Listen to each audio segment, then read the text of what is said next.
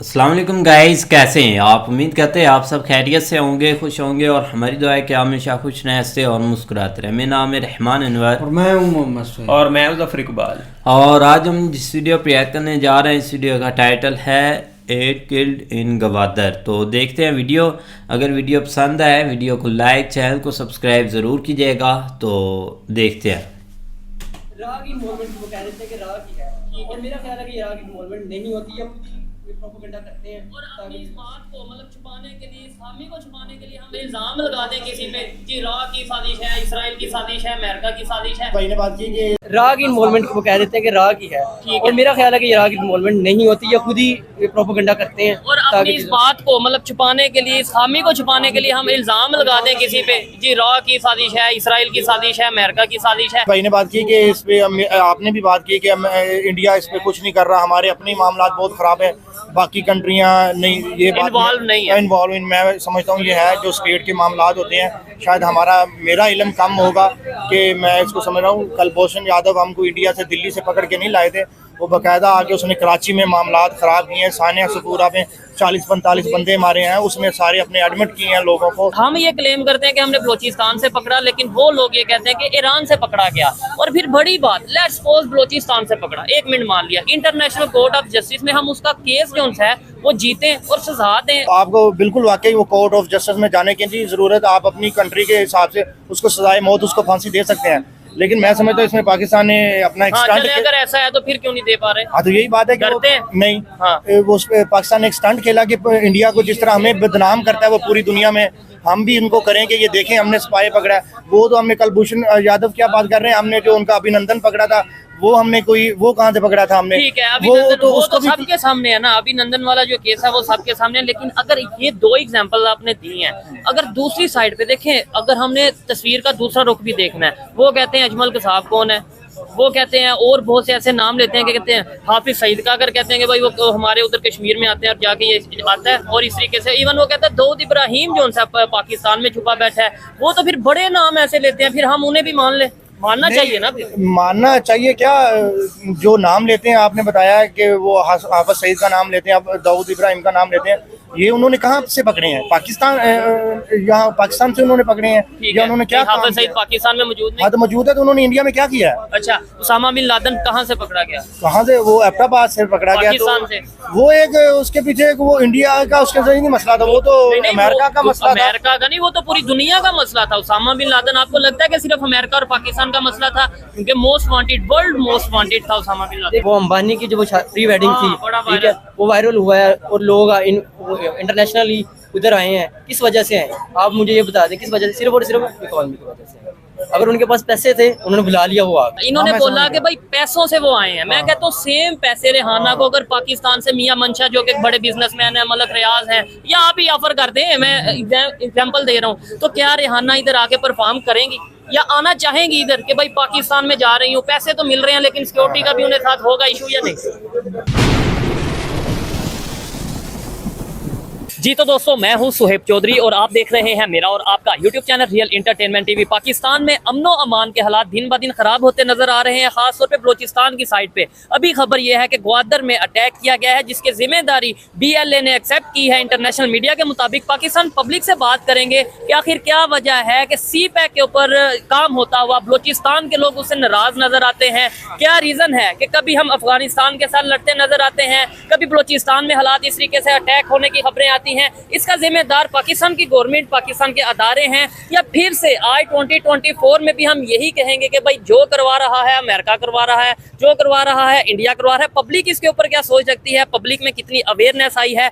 Democracy के ऊपर भी बात करेंगे, पाकिस्तान में वाकई में डेमोक्रेसी है या नहीं। आइए चलते हैं वीडियो की तरफ और मिलते हैं वीडियो के बाद। अस्सलाम वालेकुम। वालेकुम सलाम। आपका नाम? मोहम्मद तैयब। आपका नाम? उमर खलील। क्या करते हैं भाई?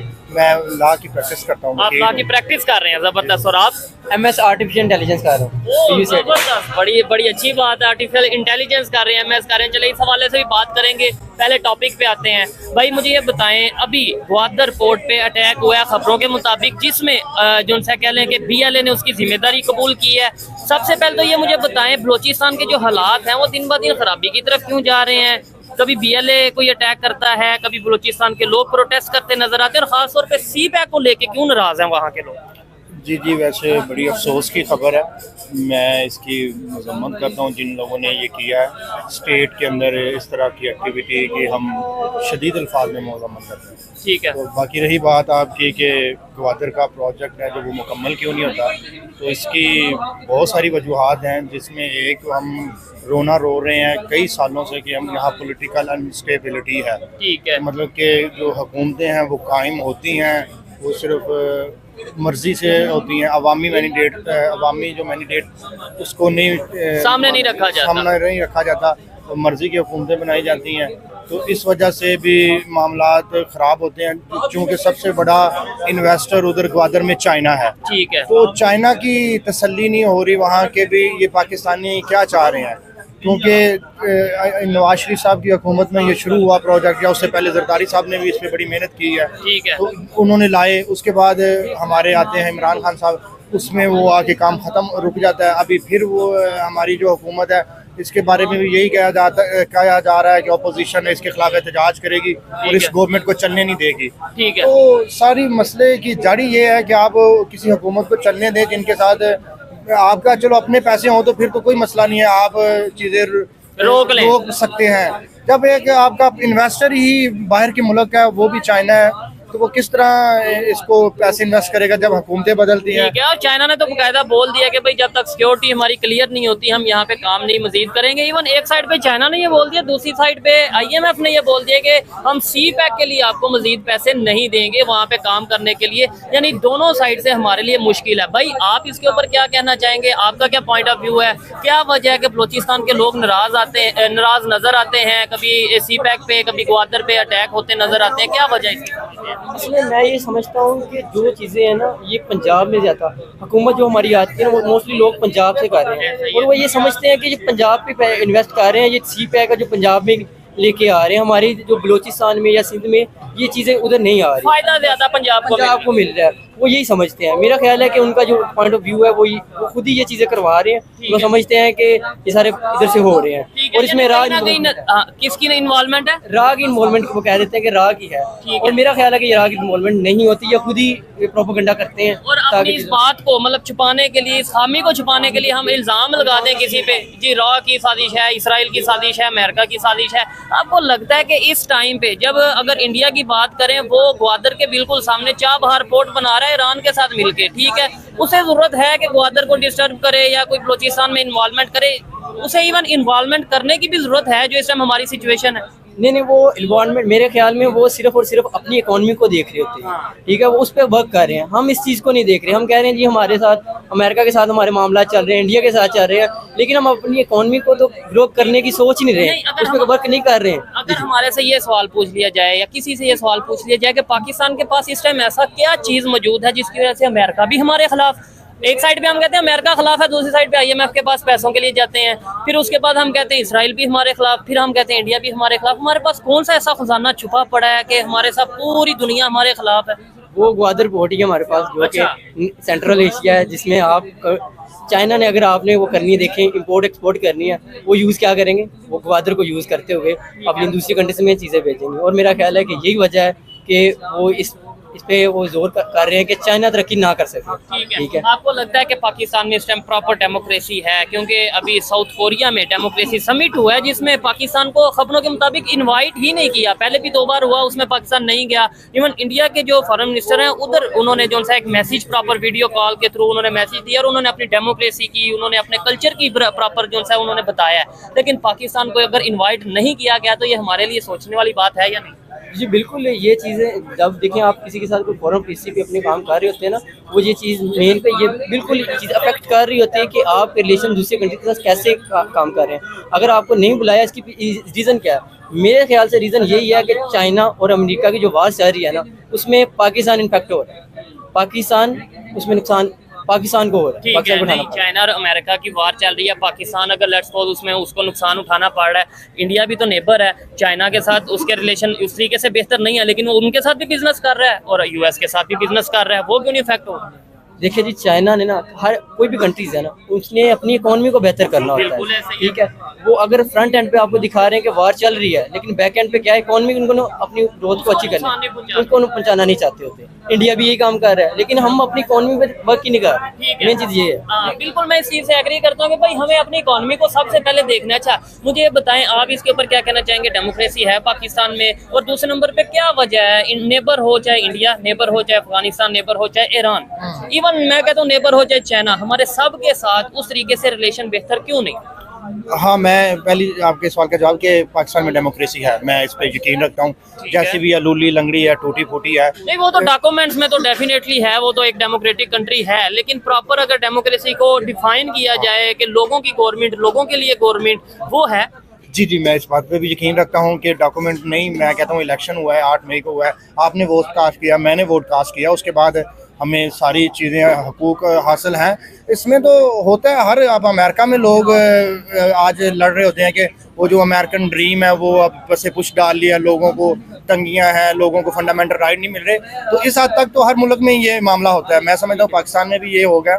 लेकिन और नेबर के साथ रिलेशन, हाँ, ये हमारा बदकिस्मती है कि हमारे साथ जो नेबर कंट्रियां हैं, हमारा मोहल्ले वकू है, इसमें हमारे मामलात लोगों के साथ ख़राब हैं। एक हमारा इंडिया के साथ तो हमने शुरू दिन से ही पता नहीं किस चीज़ का बैर है हमारा, हालांकि वो भी अंग्रेज़ों से आज़ाद हुए हैं, हम भी आज़ाद हुए हैं, तो कोई मसला ही नहीं हमारा तो होना चाहिए था। लेकिन हमारी पॉलिसी मेकरों ने उस वक्त बनाते हुए, मतलब कि उन्होंने अमेरिका तक के साथ तो अपने तल्लुकात और इसराइल के साथ तो वाज़ह कर लिया कि हम अच्छा जिनकी गुलामी में हम रहे उनके साथ रिलेशन बेहतर कर लिए, और जिनके साथ रहते रहे उनके साथ रिलेशन बेहतर नहीं किए। ये सोचने वाली बात है कि नहीं?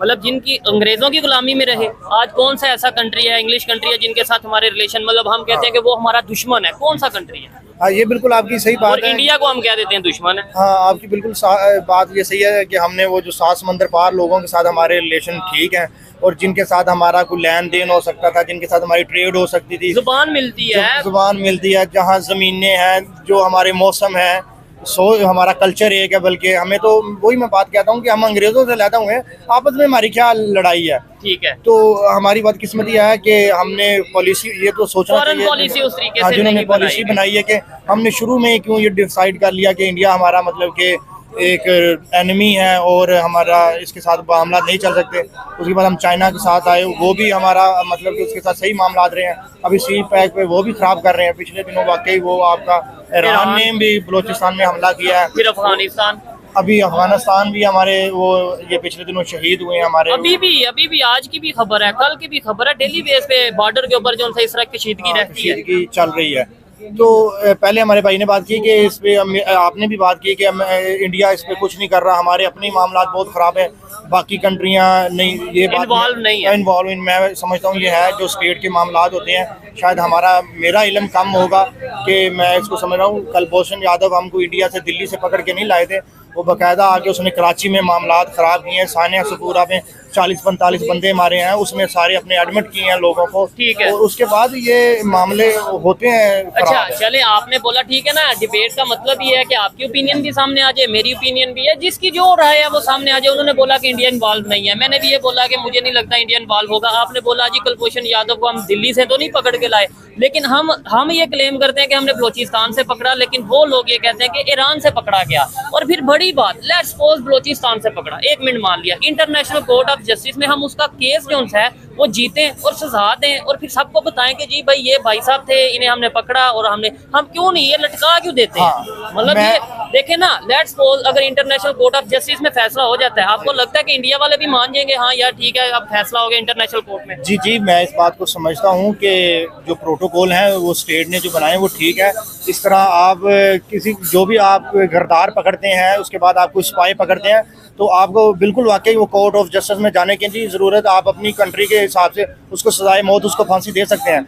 लेकिन मैं समझता हूँ इसमें पाकिस्तान ने अपना एक स्टंट, अगर ऐसा है तो फिर क्यों नहीं दे पा रहे? हाँ, तो यही बात है कि नहीं, वो पाकिस्तान ने एक स्टंट खेला कि इंडिया को जिस तरह हमें बदनाम करता है वो पूरी दुनिया में, हम भी इनको करें कि ये देखें हमने स्पाई पकड़ा है। वो तो हमने कुलभूषण यादव क्या बात कर रहे हैं, हमने जो उनका अभिनंदन पकड़ा था वो हमने वो कहाँ से पकड़ा था हमने? ठीक है, वो तो सबके सामने है ना, अभिनंदन वाला जो केस है वो सबके सामने है। लेकिन अगर ये 2 एग्जांपल आपने दिए हैं, अगर दूसरी साइड पे देखें, अगर हमने तस्वीर का दूसरा रुख भी देखना है, वो कहते हैं अजमल कसाब कौन है, वो कहते हैं, और बहुत से ऐसे नाम लेते हैं कि कहते हैं हाफिज सईद का, अगर कहते हैं कि भाई वो हमारे उधर कश्मीर में आते हैं और जाके ये आता है, और इस तरीके से इवन वो कहता है दाऊद इब्राहिम जो सा पाकिस्तान में छुपा बैठा है, वो तो फिर बड़े नाम ऐसे लेते हैं, फिर हम उन्हें भी मान ले, मानना चाहिए ना फिर। मानना चाहिए क्या, जो नाम लेते हैं आपने बताया कि वो हाफिज सईद का नाम लेते हैं, अब दाऊद इब्राहिम का नाम लेते हैं, ये उन्होंने कहाँ से पकड़े हैं? पाकिस्तान, यहाँ पाकिस्तान से उन्होंने पकड़े हैं या उन्होंने क्या? हाफिज सईद पाकिस्तान में मौजूद नहीं? हाँ तो मौजूद है, तो उन्होंने इंडिया में क्या किया है? अच्छा, उसामा बिन लादेन कहाँ से पकड़ा गया? कहाँ से? वो एबटाबाद से पकड़ा गया। पाकिस्तान से।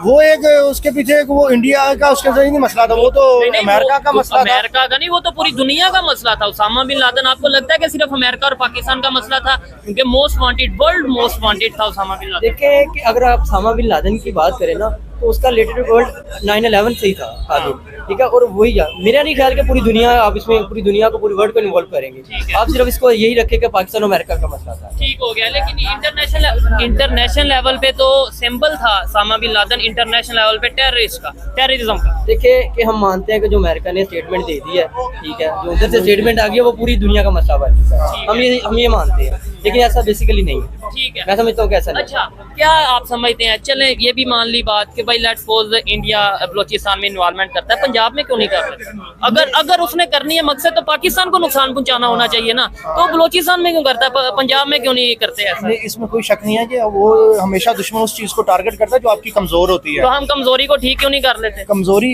को ठीक करने के लिए जाहिर बात है, हमारे पाकिस्तान को बने को कितने साल हुए हैं? 70-75 साल। कोई किसी कंट्री की एज नहीं होती, ना ही किसी माशरे की तो एज सर है। इतने ही साल तो उन्हें हुए हैं ना, यानी आजाद हुए।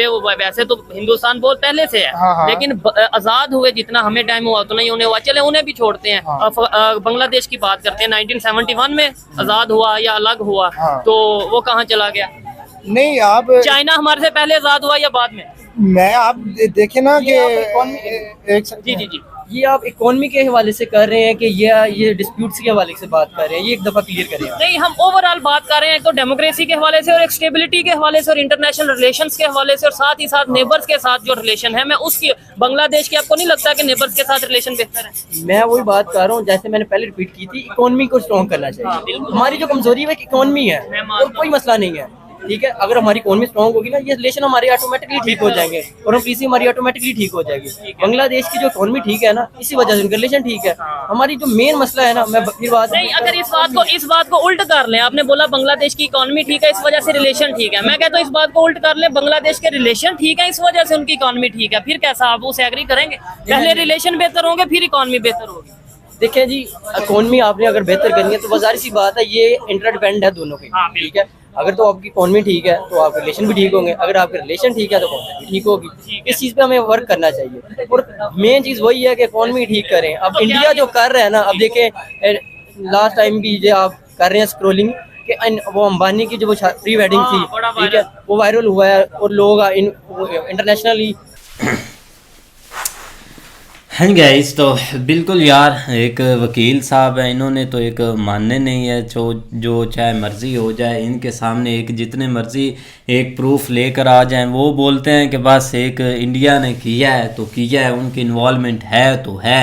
ये चीज़ें इनके अंदर एक निकलेंगी नहीं, हालांकि इनके पास कोई एक प्रूफ भी नहीं होता, कोई चीज़ें भी नहीं होती, फिर भी इन्होंने एक पकड़ कर उधर ही जाना है। अब ये जो एक मामला है, दुख तो बहुत हुआ है यार, एक जो मर रहे हैं या जो शहीद हो रहे हैं, एक उनकी एक फैमिली है, आगे उनके एक सारे माता पिता हैं, उनको भी एक चीज़ें देखनी पड़ती है। लेकिन ये कि जब तक हम अपना एक चीज़ें नहीं संभालेंगे, अब 1-2 दिन पहले इन्होंने एयर स्ट्राइक किया उधर, तो ज़ाहिर सी बात है उन्होंने बोला था कि हमारा रिएक्शन आएगा, और एक दिन भी नहीं गुजरा, एक रिएक्शन आने शुरू हो गए। वो एक BLA है, वो चाहे वो एक कोई इधर कोई एक कुत्ता भी मरता है तो वो उन्होंने बोल देना हाँ जी हमने मार दिया, वो तो बस बैठे इसीलिए है कि और उनका कोई काम ही नहीं है कि हमने कर दिया। लेकिन करने वाले पता नहीं कौन होते हैं, कौन नहीं होते, इसमें कौन एक इन्वॉल्वमेंट कर रहा है। ये एक चीज़ें आगे से आगे बढ़ गई हैं, और जिसकी वजह से अब और ज़्यादा एक जो है ना हालात ख़राब होने वाले हैं। आपको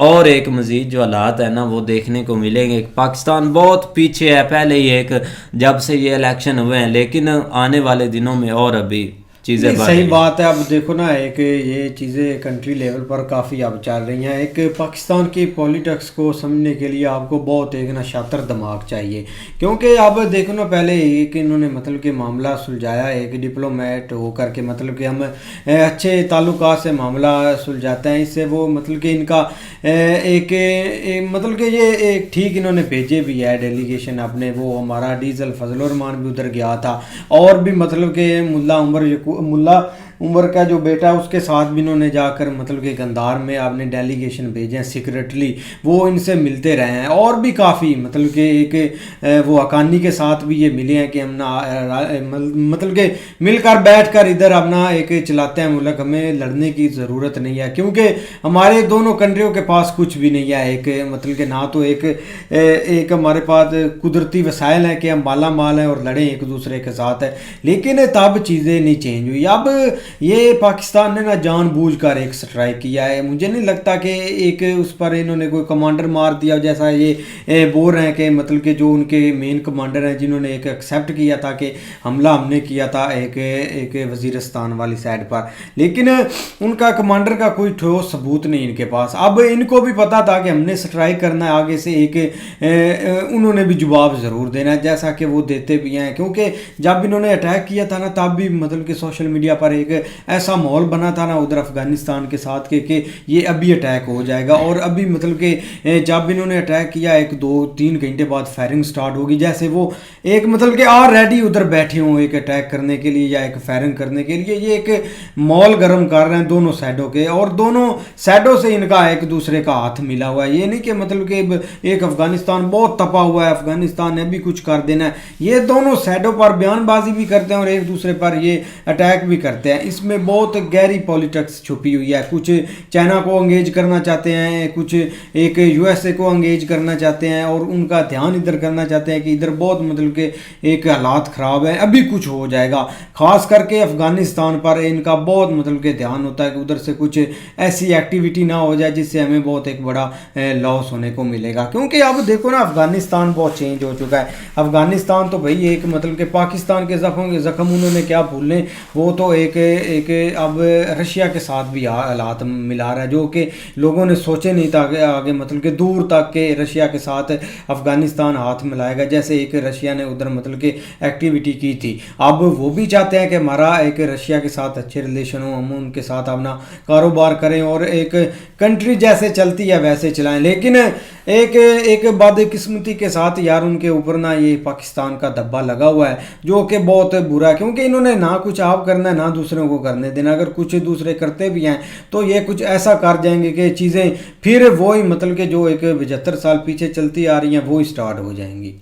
नहीं बिल्कुल, देखो ना कि यार पाकिस्तान फुल कोशिश कर रहा है कि वो एक जो चाइना का डोमेन है ना वहाँ से निकले, और उसके लिए हर तरह से वो एक मतलब, क्योंकि उनको एक आर्डर मिला हुआ है कि आप इसके ऊपर, क्योंकि पहले कोई एक खुफिया तरीके से चीज़ें चल रही थी उधर से, लेकिन अब तो IMF ने भी क्लियर कट कह दिया कि अभी जो भी पैसा मिलना है आपने उसमें से 1 रुपया भी उधर चाइना वाली साइड की सी पैक है उसके ऊपर आपने नहीं लगाना, जिसमें एक 1.8 बिलियन डॉलर है जो मतलब उन्होंने देने हैं या लगाने थे, लेकिन ये कि वो उधर से आप नहीं, लेकिन इनको अब चाइना को तो वापस करने ही करने हैं। मतलब ये कि इस हद तक ओपनली अब चीज़ें होने लग गई हैं। लेकिन दूसरी तरफ देखा जाए तो भाई ये एक इल्ज़ाम वगैरह के अलावा और कुछ कर भी नहीं सकते। वो एक कुलभूषण यादव का ये बात करते, एक इनके ऊपर ये बात चढ़ी हुई है, ये तो भाई इंडिया ने इनको जिस तरह एक इंटरनेशनल कोर्ट के ऊपर एक घसीटा है, अब तो ये कोई नाम भी नहीं लेता उसका है, और अंदर खाते पता नहीं एक क्या चीज़ें, मतलब आप ओपन होगा तो हमारी बेइज्जती होगी, इस साथ तक ये छुप के बैठे हुए हैं।